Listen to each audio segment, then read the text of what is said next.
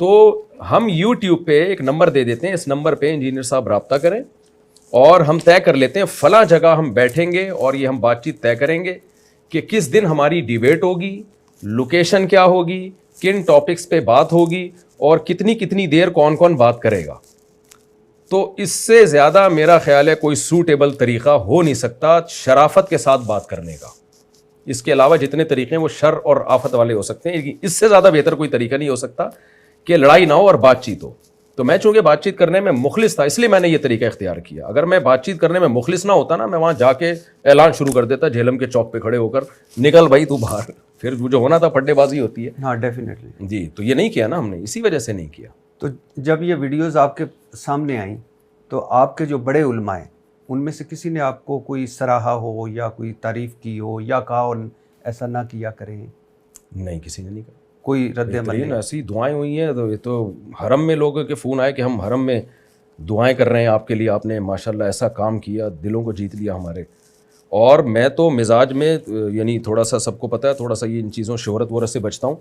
اگر میں by road آتا نا جہلم سے 48 گھنٹے کے بعد, BCO مدارس ہار پھول لے کے میرے استقبال کے لیے کھڑے ہوئے تھے.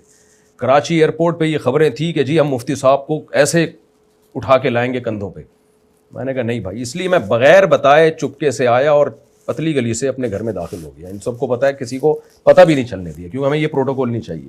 یہ کام لینا تھا, اللہ نے لے لیا. تو یہ جو الزام لگایا جاتا ہے نا مفتی صاحب نے شہرت کے لیے کیا اور یہ کیا, تو بھائی میرے تو بہت لوگ تھے. ہاں صرف ایک بات ہوئی ہے کہ وہاں اہل حدیث حضرات کا مدرسہ تھا قریب میں, تو انہوں نے مجھے بہت اصرار کیا کہ آپ آئیں ایک دفعہ بیان کریں ہمارے یہاں.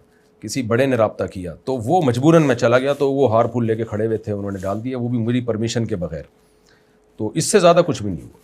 اچھا, آج جو لیکچر ہے 5 انہوں نے کہا ہے کہ قرآن و سنت سے مفتی صاحب یہ ثابت کریں, اور یہی انہوں نے کہا یہی میرا مناظرہ ہے, یہی میرا سب کچھ ہے. جی, میں اس کے علاوہ میرے پاس جو میں نے دلیلیں رکھنی تھی وہ میں نے پہلے بتا دی. یہ ان کا میں لیکچر سن رہا تھا انجینئر محمد علی مرزا کا, تو وہ کہہ رہے ہیں کہ ان 5 جو دیوبندیوں کے عقائد ہیں ان کو قرآن و سنت سے ثابت کریں تو سمجھے مناظرہ ہو گیا. اور انہوں نے شروع یہاں سے کیا ہے, بنو امیہ کی چالیں جہاں ختم ہوتی ہیں وہاں ہماری شروع ہوتی ہیں. صحیح. اچھا, پہلا وہی ہے چشتی رسول اللہ, معین الدین چشتی اجمیری اور ان کے مرید والا واقعہ آپ نے پڑھا ہوگا, جس میں مرید ایک آتا ہے, ان کی ہاتھ پہ بیعت کرنے لگتا ہے تو یا بیعت کی خواہش کرتا ہے, تو معین الدین چشتی اجمیری رحمۃ اللہ علیہ کہتے ہیں کہ تم لا الہ الا اللہ چشتی رسول اللہ نعوذ باللہ یہ پڑھو تو پھر بیعت ہوگی. تو اب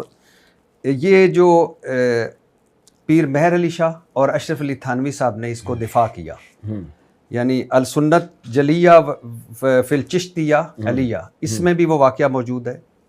اور اچھا, اب یہ ہے کہ 3 تعویلیں دی انہوں نے, آپ نے پڑھا ہوگا. ایک تعویل یہ دی کہ یعنی اشرف علی تھانوی صاحب نے کہ یہ نہیں کہا کہ یہ غلط ہے, اس کو چھوڑو, لا الہ الا اللہ محمد رسول اللہ, لا الہ الا اللہ محمد رسول اللہ, یہ ہمارا بنیادی عقیدہ ہے اور اس پہ ہماری جانیں قربان.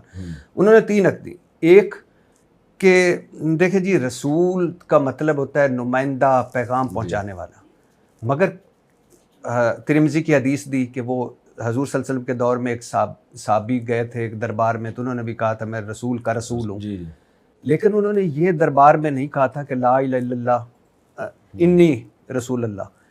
تو ایک دوسری انہوں نے دی کہ جی چونکہ خاص لوگوں کی مجلس تھی, خوش عقیدہ لوگ تھے, بڑے اچھے لوگ تھے, اور وہ لوگ جو تھے وہ ان کو ایمان پکے تھے, عقیدے پکے تھے, لہٰذا اس سے کچھ نہیں ہوتا. تیسرا کہ مرید, وہ مرید کا عقیدہ یا مرید کا دل یا مرید کا ایمان یا اپنے بارے میں محبت چیک کرنا چاہتے تھے, یہ دیا.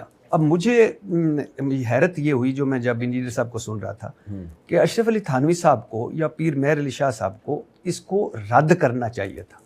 یہ ہے وہ پہلا, وہ کہتے ہیں کہ اس کو قرآن اور سنت سے ثابت کریں کہ یہ کلمہ. دیکھیں کچھ چیزیں اتنی واضح ہوتی ہیں کہ ان پہ رد کرنے کا مطلب آپ اس کو متنازع بنا رہے ہو.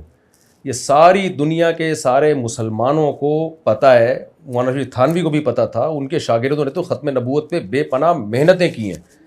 کہ یہ طے شدہ حقیقت ہے کہ محمد صلی اللہ علیہ وسلم کے بعد کوئی پیغمبر نہیں آ سکتا.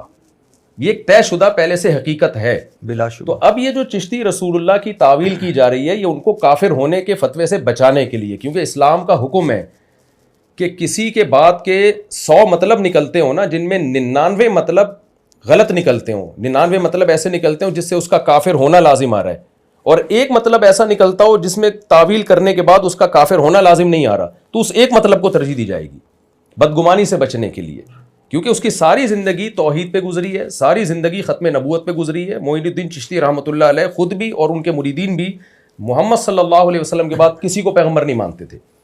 تو یہ تعویل جو میں اپنے الفاظ میں ذرا دوبارہ کر دیتا ہوں, جاعل الملائکۃ رسولا, قرآن کیا کہتا ہے؟ اللہ نے فرشتوں کو رسول بنایا. تو کیا فرشتے نبی ہوتے ہیں؟ یہاں رسول لغوی معنی میں ہے. لغوی, لغت کا مطلب کیا ہے؟ میں بات پہلے پوری کمپلیٹ کر لوں پھر آپ بتائیے. رسول لغوی معنی میں ہے, یعنی لغت کے لحاظ سے کوئی بھی نمائندہ ہوتا ہے اس کو رسول کہا جاتا ہے. رسول کے ایک اصطلاحی معنی ہے, اصطلاح میں رسول پیغمبر کو کہتے ہیں. تو پیغمبر محمد صلی اللہ علیہ وسلم کے علاوہ کسی اور کو اصطلاحی معنی میں رسول ماننے سے انسان کافر ہو جاتا ہے.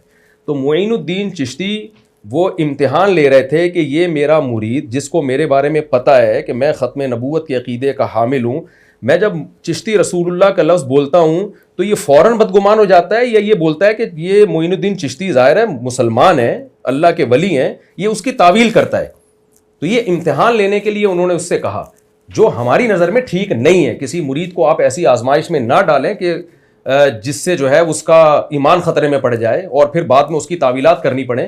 تو میں یہ نہیں کہہ رہا کہ معین الدین چشتی نے لا الہ الا اللہ چشتی رسول اللہ پڑھوا کے کوئی جائز کام کیا ہے, ناجائز کام ہے جس پہ توبہ استغفار بنتی ہے. لیکن ایک بزرگ کی ساری زندگی دین کی خدمت میں لگی ہو, ساری زندگی ختم نبوت کے عقیدے کے دفاع میں لگی ہو, ایک جزوی واقعہ جب سامنے آتا ہے جو غلط واقعہ ہے تو شریعت کیا کہتی ہے؟ فوراً اس پہ کفر کے فتوے لگا دو یا اس کی کوئی تعویل کرو. اس کی میں ایک مثال دیتا ہوں آپ کو قرآن سے. دیکھیں قرآن میں جب یہ آیت نازل ہوئی, انکم وما تعبدون من دون اللہ حصب جہنم, کہ تم اور جن کی بھی تم عبادت کرتے ہو اللہ کے سوا یہ سب جہنم کا ایندھن ہے. یعنی اللہ کے سوا جس کی بھی دنیا میں عبادت ہو رہی ہے سارے جہنمی ہیں. مشرکین بغلے بجانے لگے, لو بھائی یہ تو عیسیٰ ابن مریم بھی معاذ اللہ جہنم میں جائیں گے. پھر یہ تو اسلام نے اور قرآن نے دعویٰ کر دیا کہ عیسیٰ ابن مریم, کیونکہ عیسائی ان کی عبادت کرتے ہیں. تو قرآن نے جواب میں کیا کہا؟